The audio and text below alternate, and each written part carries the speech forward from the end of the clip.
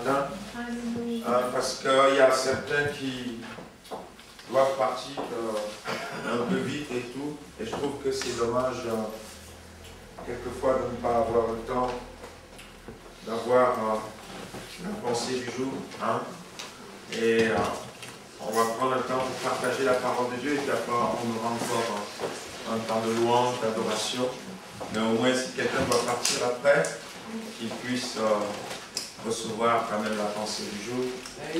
Amen. Et on va aller dans Proverbe. On va aller dans Proverbe. Les frères et sœurs, l'autre fois, ont posé une question. Et on va essayer de répondre à cette question-là. On était dans la réunion et ils ont posé une question. Et ils ne me l'ont pas posée à moi, mais ils l'ont posé, la question. Et puis, je dis, ben, on va partager cela, puisque c'est une question qui est tellement magnifique. Hein? Et je crois que le Seigneur peut nous donner des choses aujourd'hui pour nos vies même, au travers donc, de cette question. C'est dans Proverbe chapitre 9, versets 1 à 6.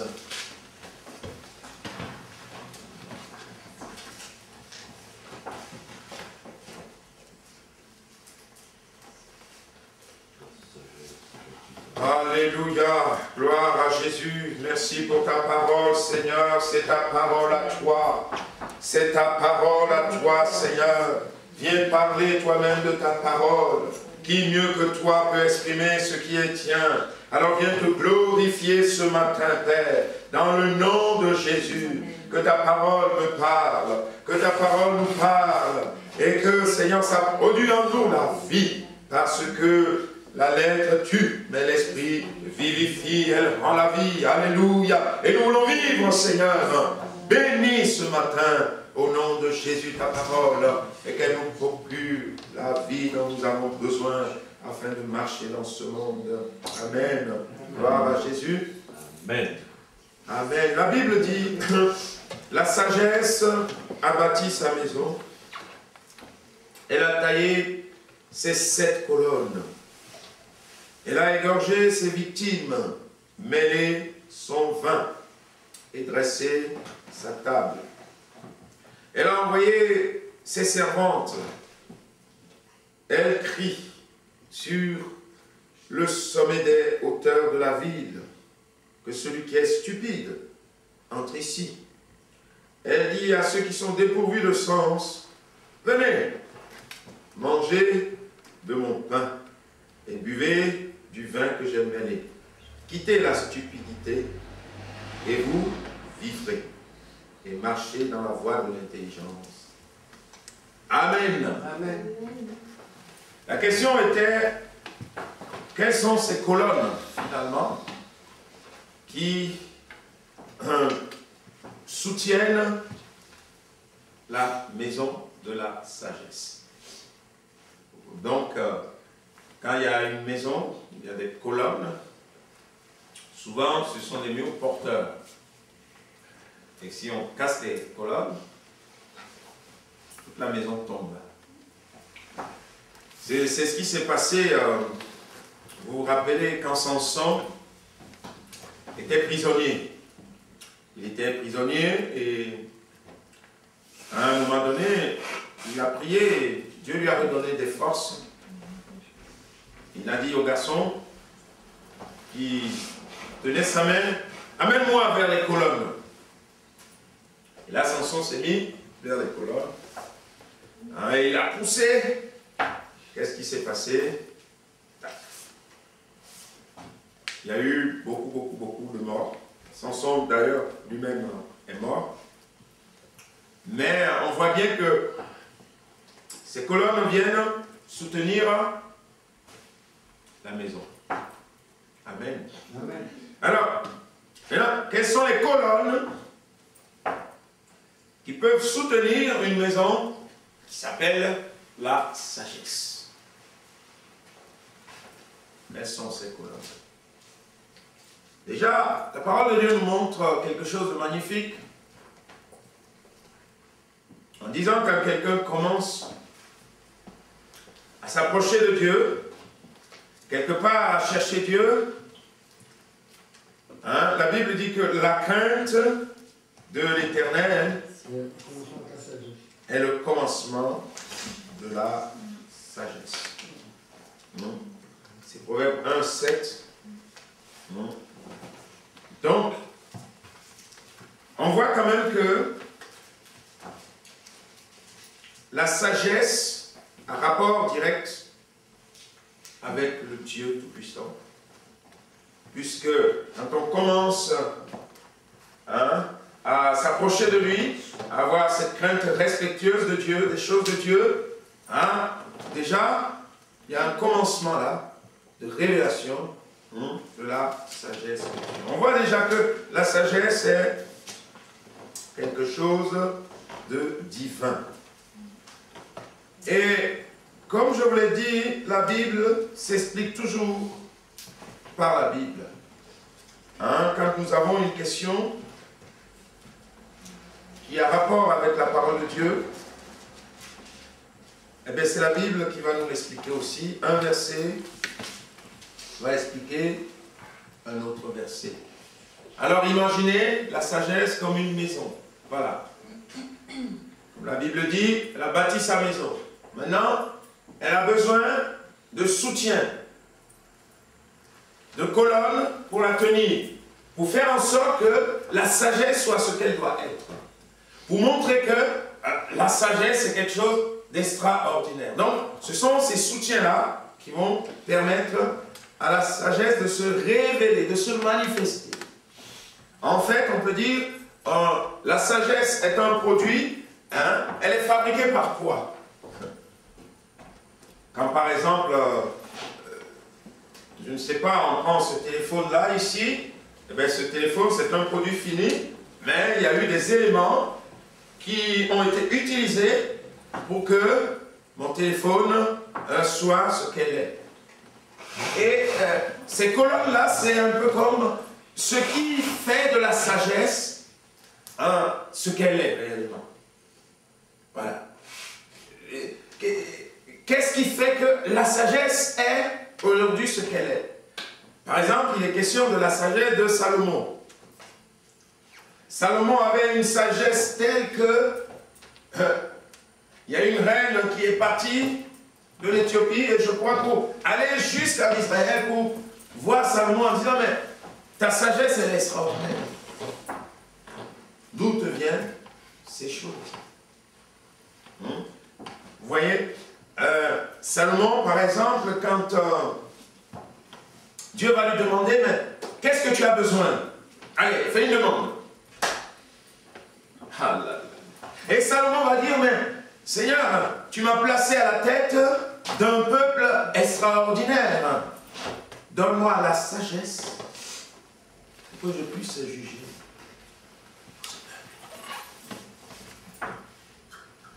Waouh!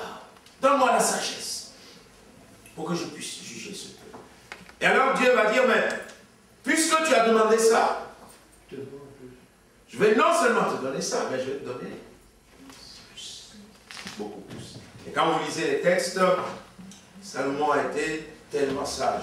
Et là où les hommes ont vu maintenant dans le concret la sagesse que Dieu avait donnée à Salomon, tout de suite, il y a eu une affaire extraordinaire concernant un enfant. Il y a deux femmes qui réclamaient l'enfant. L'un va dire c'est la mienne, l'autre va dire c'est... Bon. Salomon a dit allez, amenez-moi un épée. On va couper l'enfant en deux et on va donner une moitié à chacune de vous. Et la femme à qui appartient l'enfant a senti dans ses entrailles la douleur de la coupure. Elle dit non, non, non, non, non, non. Donnez-lui l'enfant. Je préfère qu'elle vive encore que de voir mon enfant tué. Et là, Salomon va comprendre que l'enfant appartient à cette dame. Amen. Et tout le monde était émerveillé. Mais quel roi, oui. C'était la sagesse. Amen. Qui a été à l'objet de cela. Il y a un texte, par exemple, qui va dire la sagesse vaut mieux que les perles, que les objets de grande valeur. Parce que si tu es sage, avec ta sagesse, tu peux connaître Dieu. Et un texte dans la parole de Dieu nous éclaire et nous montre un petit peu ce qui peut être les colonnes qui vont venir soutenir la sagesse. Qui vont faire que quand on parle de sagesse, elle a toutes ses valeurs, elle a toutes ses capacités. Amen. Et on le trouve dans Jacques chapitre 3.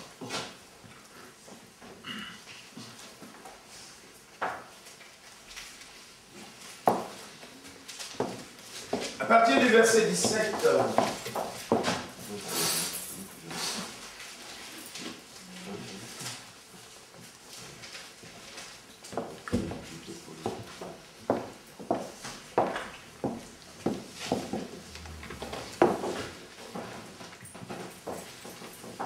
gloire à Jésus. Alléluia. Je lis dans ma Bible, la sagesse d'en haut est premièrement pure,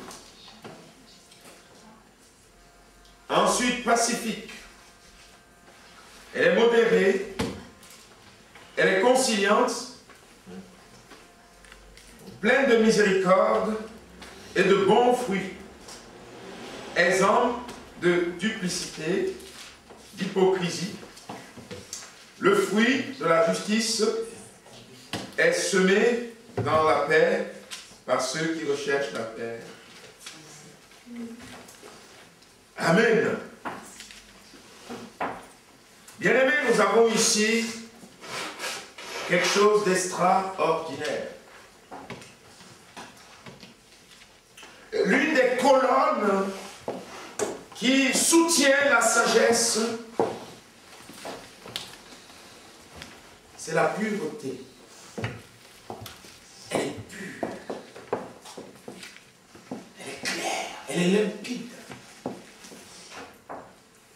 Et pure, hein, il n'y a aucun mal en elle. C'est l'un des soutiens de la sagesse. Elle est pure.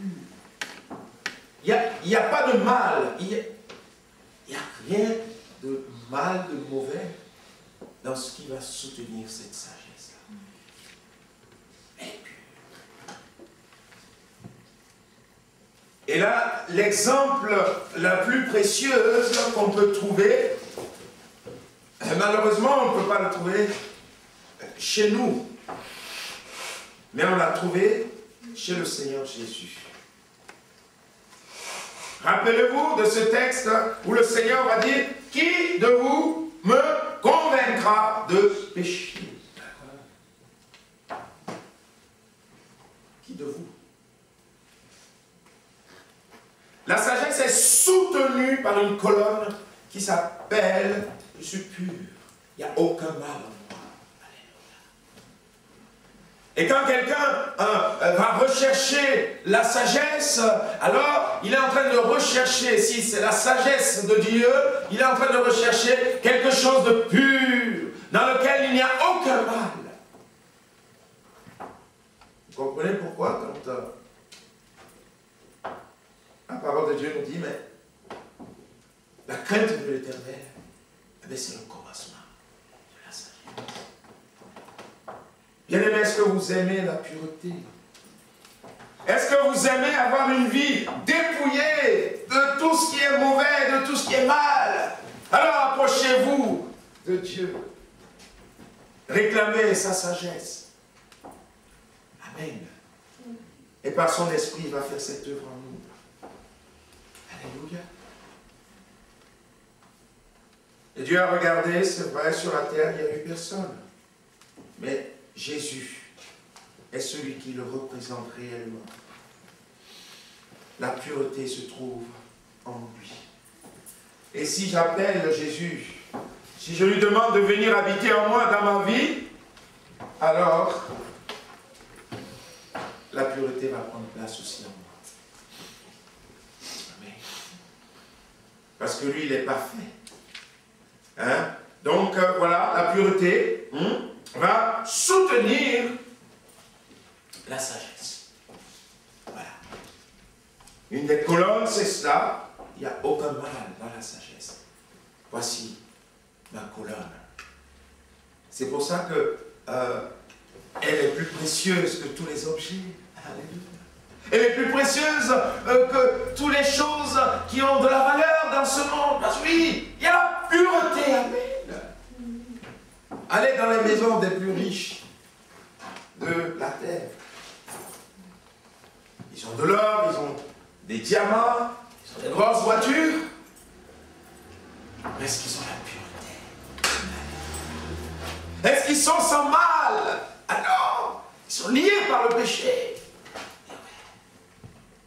Leur or, leur argent, ne peut pas acheter la pureté. C'est Jésus qui donne cela. Et ce matin, quelqu'un peut dire, Seigneur, je m'approche de toi. Je veux cette pureté dans ma vie. Je le veux dans ma vie, dans mon cœur. Alléluia. Je le veux chaque jour en moi. Je veux que tu fasses cette œuvre par l'Esprit en moi. Que cette colonne habite dans ma vie. Alléluia. Et le second que nous avons lu, il dit, mais elle est pacifique. Elle est soutenue par une colonne qui s'appelle la paix. Alléluia. Et vous allez voir que quelqu'un qui est sage, quand il arrive quelque part où il y a des disputes, des problèmes et tout cela, il va avoir cette révélation de la sagesse pour faire en sorte qu'il y ait la paix là où il y a du trouble. Ça, c'est une des colonnes, ça, bien aimé. Elle est soutenue par la paix. Et là, on a un exemple magnifique dans la parole et de Dieu. Bien sûr, là aussi, c'est un attribut qui est destiné en premier au Seigneur Jésus. Il est ma paix. Alléluia. Il est la paix, le Seigneur. Mais imaginez-vous l'histoire qu'on trouve dans Genèse. Abraham et Lot. Genèse, je ne sais plus quel chapitre, peut-être 13. Chapitre 13, vous le trouverez. Abraham et Lot, ils étaient en problème. Ils avaient trop de brebis. Ils étaient trop riches. Est-ce qu'il y en a qui sont trop riches ici? Bon, demandez au Seigneur de vous donner ce que vous avez besoin déjà. Quelquefois, le superflu tue. Et ils étaient tellement riches qu'il y avait des disputes, bon voilà, à cause des brebis, à cause des choses comme cela. Voilà, Genèse 13, 7. Il y eut querelle entre les bergers. Voilà, donc ils vont avoir cette querelle. Et qu'est-ce que va dire Abraham au verset 8? Va dire, Abraham dit à Lot, qu'il n'y ait point, je te prie, de dispute entre moi et toi, ni entre mes bergers et tes bergers, car nous sommes frères. Et là, il va manifester ici une des colonnes, mais c'est la paix, bien aimé. Un enfant de Dieu qui est sage va être quelqu'un qui va manifester la paix, qui va donner la paix. Quand il y a un trouble quelque part, quand il y a une dispute quelque part, quand il y a des problèmes, Dieu va lui donner cette sagesse qui va procurer la paix. Alléluia. Bien sûr, c'est l'attribut de Jésus, puisque la Bible va nous dire le châtiment qui donne la paix est tombé sur lui. Mais quand je suis enfant de Dieu, eh bien, il va me donner cette capacité, cette sagesse qui va me permettre d'être un homme, une femme, de paix. Alléluia. Il y a des personnes qui portent en eux le trouble. Un endroit est calme, est dans la paix. Eux, ils arrivent. 2 minutes, 10 minutes. Eh bien, les gens sont en train de se disputer. Alléluia. Seigneur, aide-moi. Être un homme de paix. Une femme de paix. Alléluia. Quelqu'un qui est sage et quelqu'un qui va réfléchir à comment procurer la paix. Parce que c'est une colonne. À soutenir la sagesse. Pour donner cette valeur grande à la sagesse. Et la troisième chose dont il est question, alors, modéré. J'ai vu dans d'autres versions, au lieu de mettre modéré, ils ont mis courtoisie. Courtoisie. Courtoisie. Quand on regarde dans le dictionnaire, ça voudrait dire quelqu'un qui est courtois, par exemple, quelqu'un qui parle, qui agit avec politesse. Tu vois, voilà. Il ne s'agite pas tout de suite comme cela, il prend du temps, hein, et il va agir. Et j'ai trouvé donc, bien sûr, le Seigneur est celui qui est le plus courtois. On trouve en lui cet attribut, puisque quand vous regardez Apocalypse 3, verset 20, il va dire « Je me tiens à la porte. Je ne viens pas te brusquer. Je ne viens pas te frustrer. Mais je me tiens à la porte. Et je frappe. Si toi-même tu veux ouvrir la porte, eh bien alors tu peux ouvrir. Je demande ta permission avant de rentrer dans ta vie. » C'est l'action du Seigneur. Amen. Le Seigneur est comme ça. Et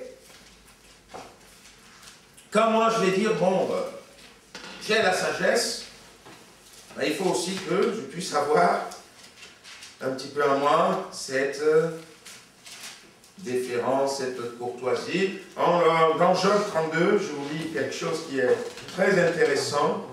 Job 32, verset 6. Et on trouve ce texte, c'est extraordinaire. Job 32, verset 6.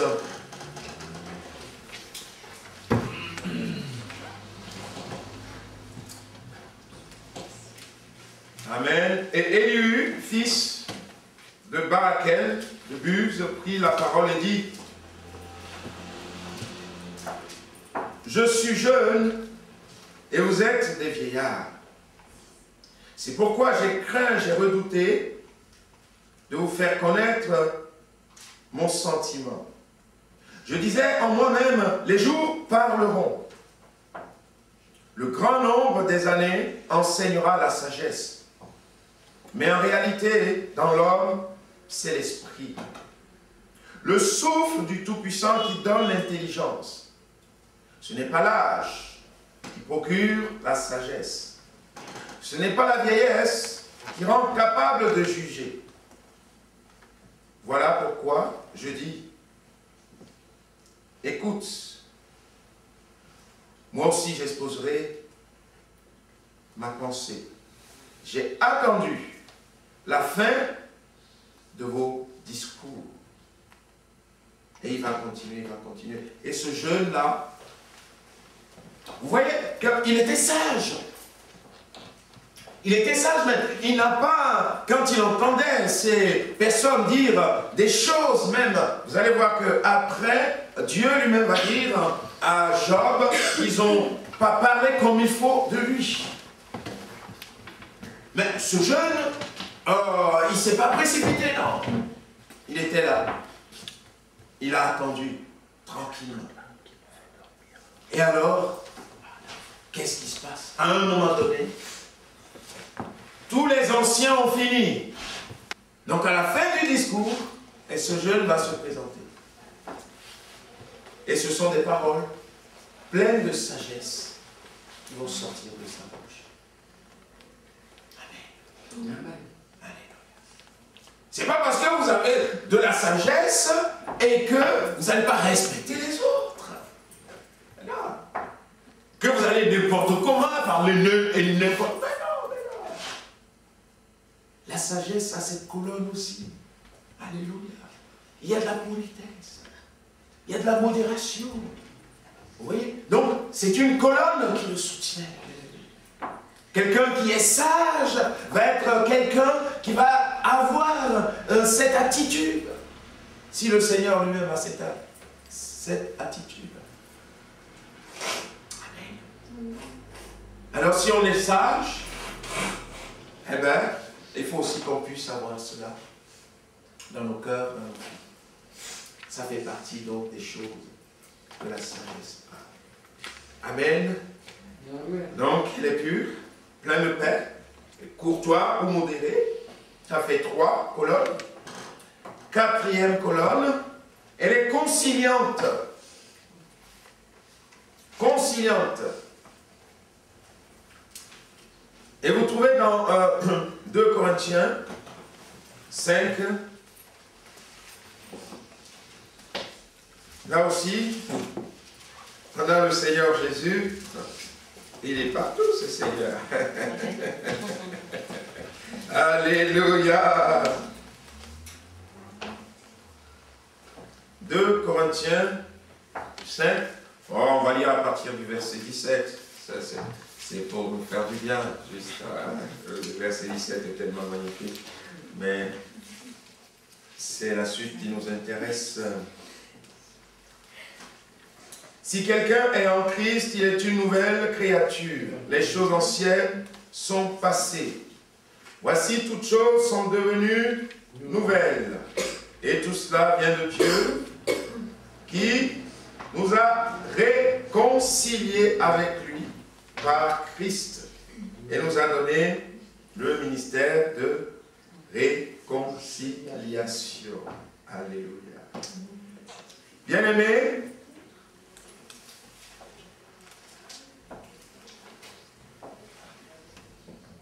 Christ va être le réconciliateur. Amen. Il va nous réconcilier. Si on vient à lui, il devient le pont entre Dieu et nous.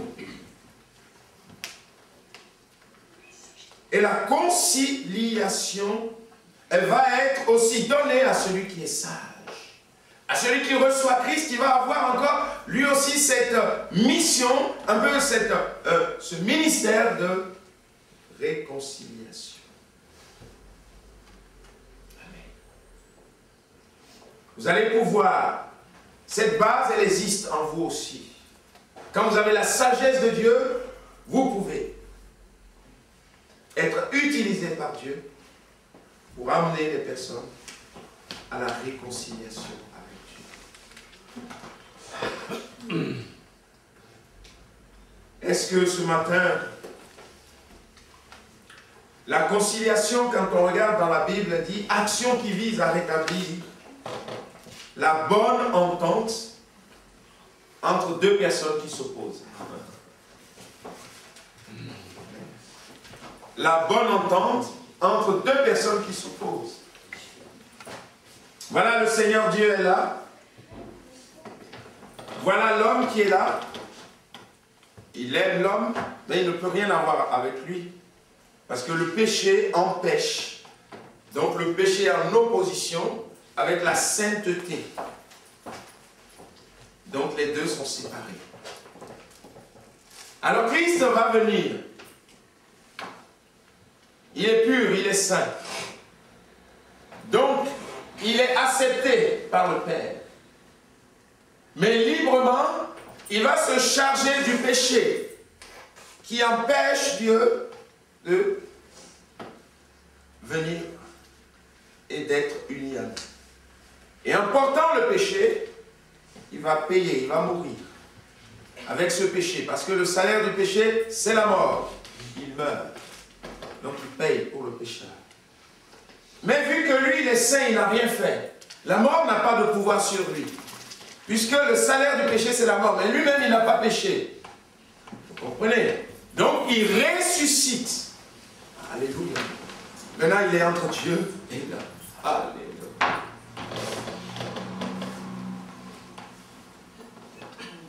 C'est extraordinaire. L'une des colonnes, c'est cela. Amen. Et si j'appartiens au Seigneur, et si j'appartiens à Christ, et si j'ai cette sagesse, il peut m'utiliser moi aussi à communiquer cela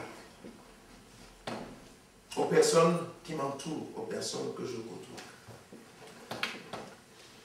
La conciliation, amen.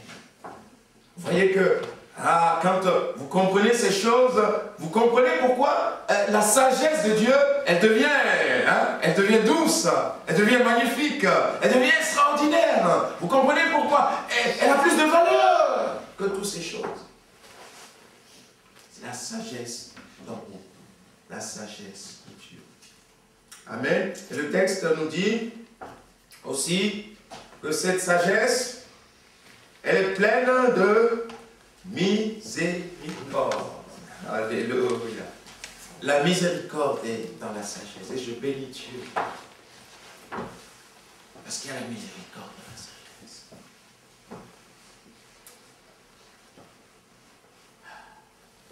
Est-ce qu'il y a de la miséricorde dans votre vie? Ou est-ce que vous êtes dur? Tellement dur. C'est extraordinaire. Quelqu'un qui a la miséricorde. Alléluia. La Bible dit, par exemple, dans Matthieu 7, heureux les miséricordieux. Heureux les miséricordieux. Comment traitez-vous vos prochains, bien-aimés? Les traitez-vous avec dureté? Avec une sévérité à outrance? Ou alors avez-vous cette miséricorde? Jésus va reprocher aux pharisiens leur manque de miséricorde. Dans Matthieu 5, 7, pardon, on a, vous le connaissez, c'est le sermon donc, sur la montagne, hein, au verset 7, heureux les miséricordieux, car ils obtiendront la miséricorde. Bien aimé, c'est l'une des colonnes qui soutient la sagesse, la miséricorde. Si vous êtes quelqu'un de tellement dur, prêt toujours à frapper sur les autres, vous allez avoir de problèmes. La sagesse ne peut pas habiter en vous, parce qu'elle est miséricordienne.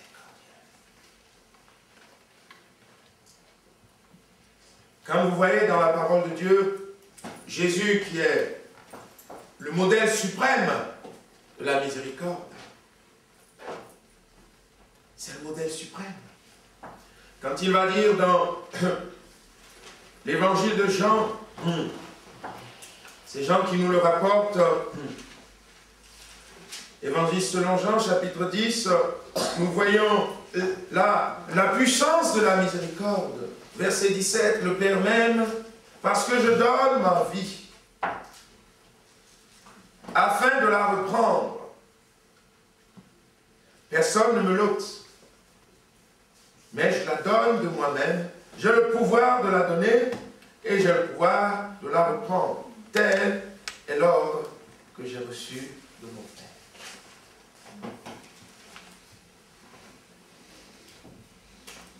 Des personnes ont dit, et je crois c'est à juste titre, que la miséricorde c'est une corde qu'on lance à quelqu'un pour le récupérer de sa misère.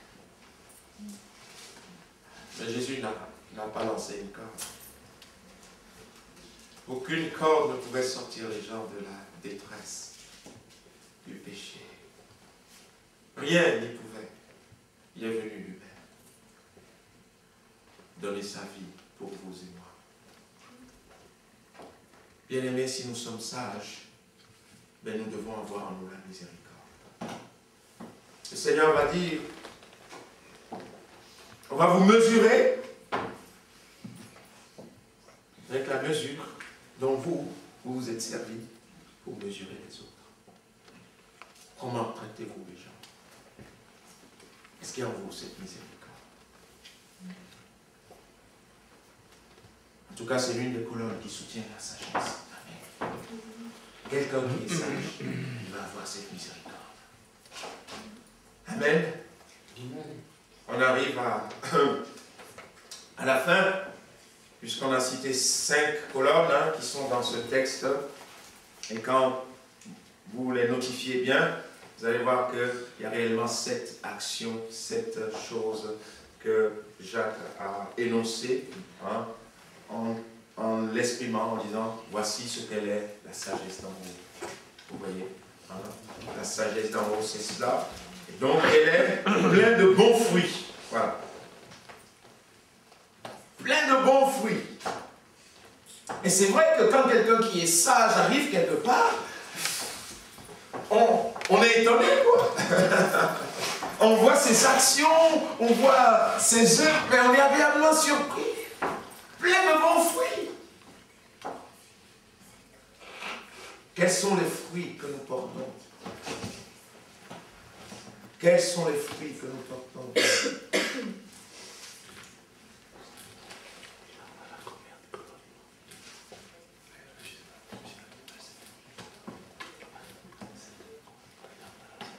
La Bible nous dit dans Romains chapitre 6, verset 20, « Car lorsque vous étiez esclaves du péché, vous étiez libres à l'égard de la justice. Quels fruits portiez-vous alors? Des fruits dont vous rougissez maintenant, car la fin de ces choses, c'est la mort. » C'est l'apôtre Paul qui donnait ces paroles pour exprimer que, avant de connaître Dieu, vous avez de tels et de tels fruits. Mais ces fruits, aujourd'hui, quand vous y pensez, ça vous fait même rougir en disant, oh là là, oh.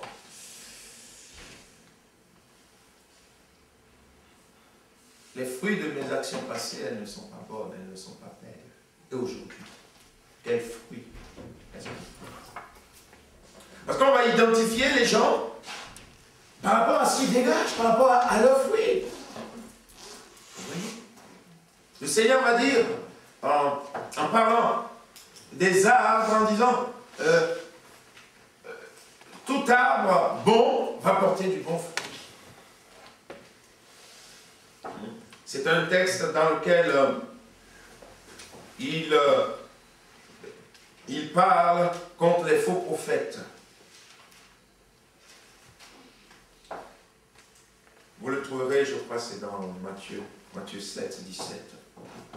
Alors, quels sont les fruits que nous portons, bien-aimés? Ce qui va faire en sorte, ce qui va donner de la différence entre un homme sage et un homme qui n'est pas sage, c'est quand les gens vont voir les fruits qu'il produit. Je peux crier sur tous les toits, je suis sage.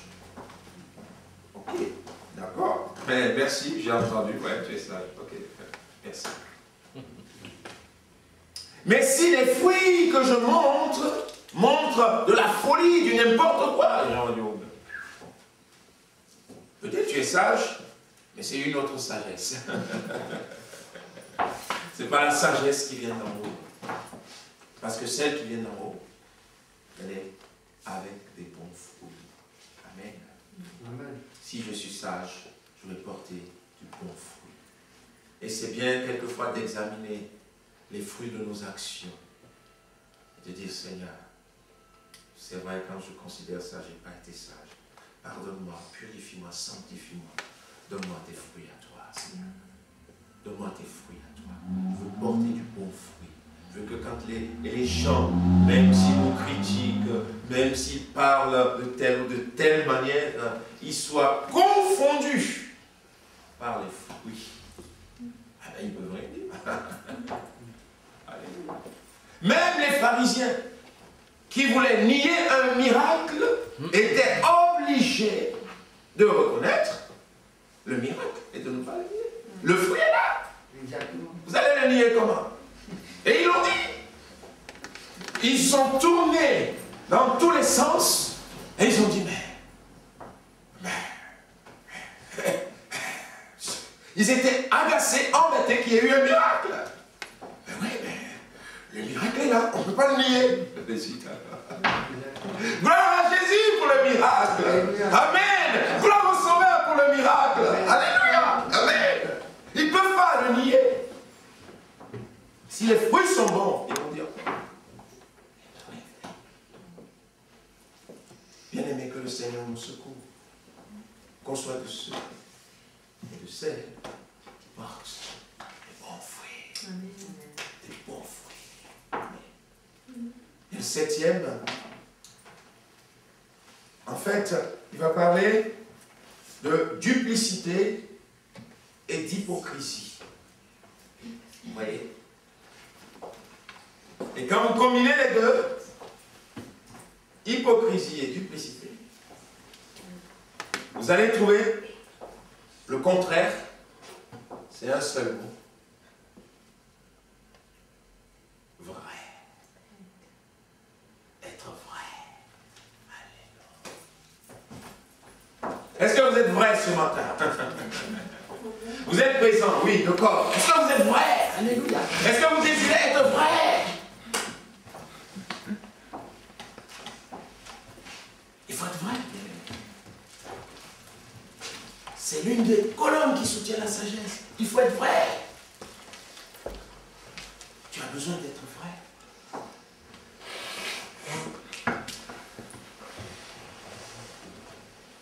Jésus va dire à ses disciples, méfiez-vous du levain des pharisiens qui est l'hypocrisie. Qui est l'hypocrisie. J'ai regardé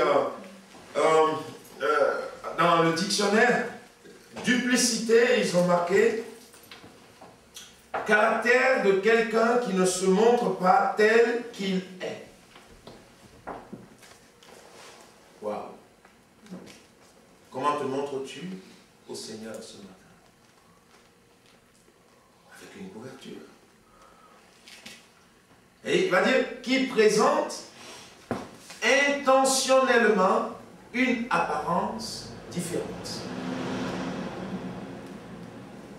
Oh, ce matin, allons vers le Seigneur. Ouvrons-lui le cœur. Seigneur, me voici tel que je suis. Voici mon cœur. Oh, tu vois comme elle est vilaine, comme elle est laide, oh, comme elle est souillée. Mais je compte sur ta grâce ce matin. Parce que tu as le pouvoir de me laver, de me pardonner, de me purifier, de me sanctifier. Tu as le pouvoir de me transformer. Et c'est là que Dieu va agir. Mais si j'ai une couverture, si j'ai un faux semblant, je vais venir. Je vais repartir. Et je ne serai pas changé. Amen. Or, ce que nous avons besoin, vous et moi, c'est que chaque fois qu'on se rencontre, il y a une action de Dieu qui se passe, qu'il y ait une transformation qui vienne, qu'il puisse me transformer, nous transformer de gloire en gloire, de victoire en victoire, et que de plus en plus je ressemble au Seigneur Jésus. Réunissez-vous pour devenir meilleur et non pire. Tel est ce que Dieu nous demande.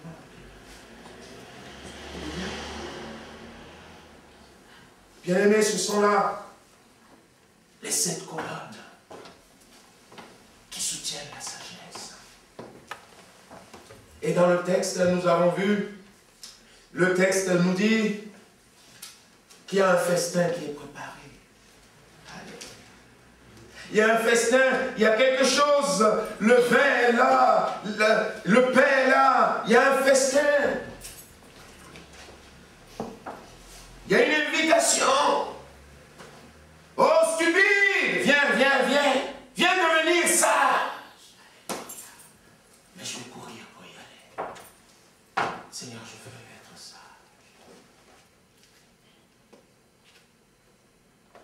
Ça ne vous rappelle pas le Seigneur qui raconte une histoire en disant quelqu'un avait fait une fête, il avait tout préparé, et que finalement l'autre a dit je suis occupé, l'autre je suis occupé, et qui va dire mais allez va, serviteur, allez, amenez tous ceux qui veulent, la table est prête, la gloire de Dieu va se manifester, j'ai déjà tout accompli sur le bois de la croix, et si tu viens à moi tu seras sauvé, tu seras délivré, tu seras pris dans la maison de Dieu, et ta vie sera transformée pour toujours. C'est là l'œuvre que le Seigneur a faite, bien-aimé. Il nous invite ce matin à manger à sa table. Il nous invite à venir recevoir la vie, à venir recevoir la guérison, tout ce dont vous avez besoin est sur la table du Seigneur. Et ce matin, il est là pour nous, bien-aimés. On l'a invité ce matin. Il nous invite ce matin, bien-aimés, à recevoir de lui. C'est pourquoi vous allez trouver ce texte magnifique dans la parole de Dieu. Tellement magnifique. Et vous allez comprendre. Dans 1 Corinthiens 1, verset 30.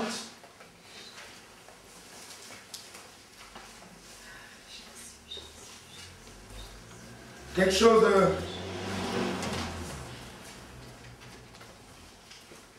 d'extraordinaire.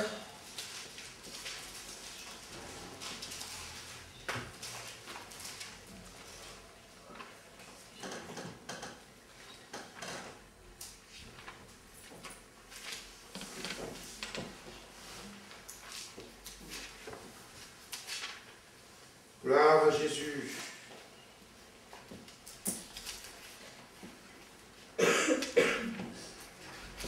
Or, c'est par lui que vous êtes en Jésus-Christ,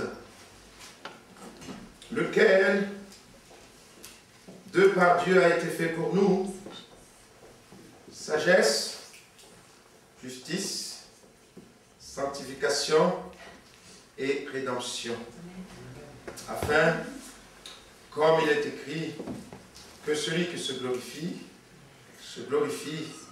dans le Seigneur. Alléluia. Bien-aimé, la boucle est bouclée. Notre sagesse, c'est le Seigneur Jésus. Alléluia. Il a tous les attributs. Toutes les colonnes sont en lui. Et si je l'invite ce matin dans ma vie, il est celui qui va me communiquer cette sagesse. Amen. On va courber nos fronts ce matin. On va demander à Dieu, Seigneur, viens. J'ai besoin de ta sagesse. Alléluia. J'ai besoin de cette sagesse-là. Alléluia. Et on enchaîne avec un temps louant, d'adoration. Hein? Soyons libres ce matin de nous approcher du Seigneur. Alléluia. Que ces colonnes soient dans nos vies. Amen. Alléluia.